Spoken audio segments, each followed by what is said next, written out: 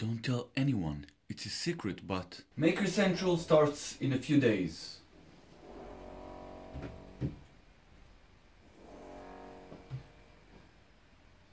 Can you hear that background noise?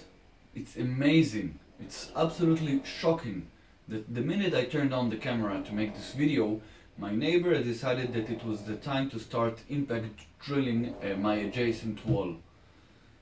So that's that for you. So we'll try to cut through the noise, guys. Maker Central is happening, and it's happening this weekend, and I'm gonna be there. I'm gonna come, I'm gonna turn.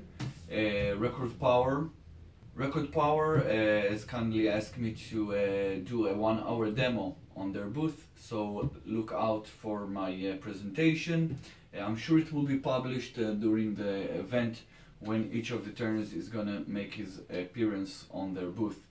So look me up, ask me, and I'll tell you when to come and watch my demo. And some more updates and news that happened in the last few days, maybe a few weeks. If you noticed, I haven't been uploading any videos. Simply that my day job took up all of the time that I had. If you don't know my personal life, then I work 7 days a week, all day long. So finding the time to actually do a project in the shop has been kind of hard lately. But I have a lot of updates and I'm going to try to keep them as compressed as possible, so this video won't drag on longer than it has to be.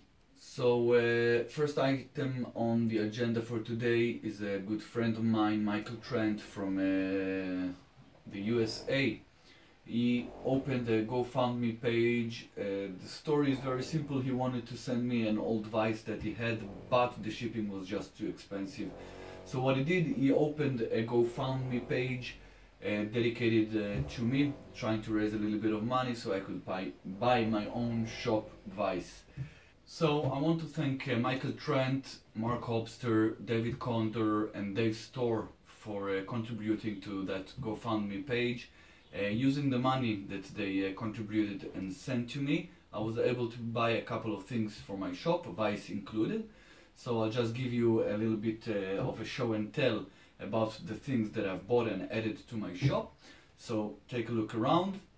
Here you can see the compressor that I've bought. This is a 24-liter compressor. It can go up to 10 bar, and it has a regulator at the exit, so I can regulate the amount of pressure that I'm using, which is actually very useful for something else that I bought. So this is the extra kit that I've bought alongside with my compressor, which is an airbrush kit. The reason I got me an airbrush kit is that I'm planning to introduce a little bit more color into my work. So expect that in the future, a little bit of color. The next thing I bought was this vise. As you can see, you can turn the head around and you can open and close it, much like a quality vise.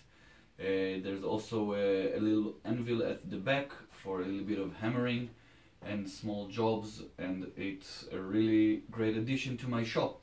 As you can see, I've bolted it down to my table and it's gonna stay there, and I already used it a couple of times, and it's absolutely a game changer. If you don't have a vise in your shop and then you add one, you'll see that all those times you were struggling holding stuff and clamping them to your table, that this is a real game changer. It's a wonderful tool. And again, I really want to thank Michael Trent, Mark Hobster, David Condor and Dave Storr for contributing really generously to this little cause. Since I was already on a shopping spree and I was in the area, I stopped at one of the wood suppliers in Rome and grabbed a few boards of materials. So you can see from left to right Santos rosewood, that's the Santos rosewood, and then there's the actual rosewood down here at the right. At the center you can see yellow heart, and leaning against the yellow art you can see a slab of ebony, a really nice slab. I'll probably make some pen blanks out of it and a few more small pieces. And the large chunk you can see at the back on the right is a large piece of wenge or venge, depending how you pronounce it. So I think there's a few good balls in there, and maybe a few more projects. So some new wood to the shop. I also, for the first time visiting in the UK, I actually shipped a box full of my projects to Nick, and is the organizer of the event. And in that box there are 14 different past projects of mine that were published here on YouTube. And for the first time you can also check them out. You can come and look at them close up and see how they turned up over time. They are actually for sale during the show, so come check those out. I have absolutely no idea at the moment where they will be displayed in the show, so if you see me, ask me, I'll probably know over there. And if you see them and then you see me, come tell me where they are, so I'll know where to find them myself. I do have a few stickers here at the back that I need to put on my wall, but I think that's enough for this short update. I'm really looking forward to see you guys at Makers Central in Birmingham on the 5th and the 6th of May. That's the coming weekend.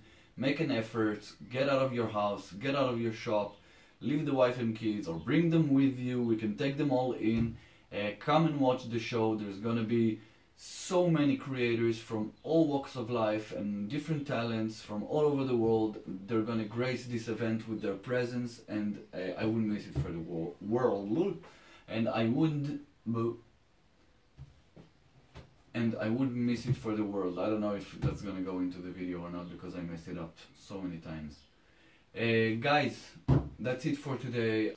And once again, have a great weekend. I'm gonna see you at the event. Don't drink and turn, and be safe, guys.